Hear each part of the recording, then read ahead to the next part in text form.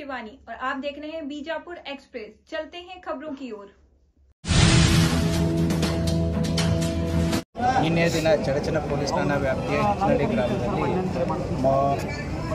ಬಾಷಾ ಸಾಬ್ ಮುಲ್ಲಾ ಅಂತಂದೇಳಿ ಏನು ಇವರನ್ನು ಯಾರು ಕುಮಾರ್ ಬಿರಾದರ್ ಮತ್ತು ಶ್ರೀಶೈಲ್ ಪಿರ್ಗೊಂಡ ಅನ್ನೋ ವ್ಯಕ್ತಿಗಳು ಅವ್ರನ್ನ ಚಡಚನ ಪಟ್ಟಣದಲ್ಲಿ ಅವರನ್ನ ಬೈಕ್ ಮೇಲೆ ಕೂರಿಸ್ಕೊಂಡು ಅವರ ಊರಿಗೆ ಕರ್ಕೊಂಡು ಹೋಗಿ ಅವರಿಗೆ ಸರಪಳಿಯನ್ನು ಕಟ್ಟಿದ್ದನ್ನು ನಾವು ಸೋಷಿಯಲ್ ಮೀಡಿಯಾದಲ್ಲಿ ತಗೊಂಡಿದ್ದೀವಿ.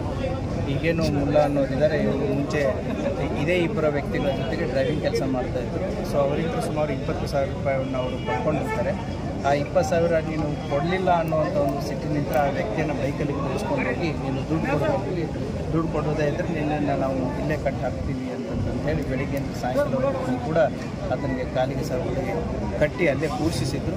ಇಮಿಡಿಯೇಟ್ಲಿ ಸಾಮಾಜಿಕ ಜಾಲತಾಣದಲ್ಲಿ ಒಂದು ವಿಡಿಯೋ ಬರುತ್ತೆ, ಅದರ ಆಧಾರದ ಮೇಲೆ ನಮ್ಮ ಸೋಷಿಯಲ್ ಮೀಡಿಯಾ ವಿಂಗ್ ಏನಿದೆ ಸೊ ಅದನ್ನು ಅಬ್ಸರ್ವ್ ಮಾಡಿಬಿಟ್ಟು ಇಮಿಡಿಯೇಟ್ಲಿ ಚಡಚನ ಪೊಲೀಸ್ ಠಾಣೆಯಲ್ಲಿ ಅವರ ಮೇಲೆ ಏನು FIR ದಾಖಲು ಮಾಡಿ ಈಗಾಗಲೇ ಇಬ್ಬರು ಆರೋಪಿತರನ್ನು ಅರೆಸ್ಟ್ ಮಾಡಿ ಅವರನ್ನು ನ್ಯಾಯಾಲಯಕ್ಕೆ ಕರ್ಕೊಂಡೋಗಿದ್ದಾರೆ. ಸೊ ಮುಂದಿನ ತನಿಖೆಯನ್ನು ಕೈಗೊಳ್ತಾರೆ. ಸೋಮವಾರ ಇಲ್ಲ, ವಿಕ್ಟಿಮ್ ಕಡೆಯಿಂದಲೇ ಕಂಪ್ಲೇಂಟ್ ತೊಗೊಂಡಿದೆ. ಮುಲ್ಲಾ ಅನ್ನೋರು ಏನಿದ್ದಾರೆ ಅವ್ರ ಕಡೆಯಿಂದಲೇ ಕಂಪ್ಲೇಂಟ್ ತೊಗೊಂಡು ಅದನ್ನು ಬಿಡುಗಡೆಗೊಳಿಸಿ ಈಗೇನು ಈ ರೀತಿಯಾದಂಥ ತಪ್ಪನ್ನು ಇವರೇನಿಬ್ಬರು ಮಾಡಿದ್ರು ಅವ್ರನ್ನ ಅರೆಸ್ಟ್ ಈಗಾಗಲೇ ಮಾಡಬೇಕು. Thank you. Okay sir, thank you.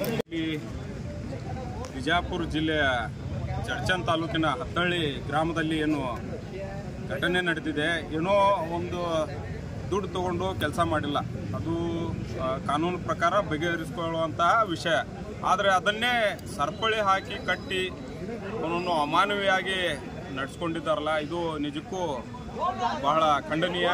ಇದನ್ನು ತಕ್ಷಣ ಈಗಾಗಲೇ ಬಂಧಿಸಿದ್ದಾರೆ ಅಂತೇಳಿ ತಿಳಿದು ಬಂದಿದೆ.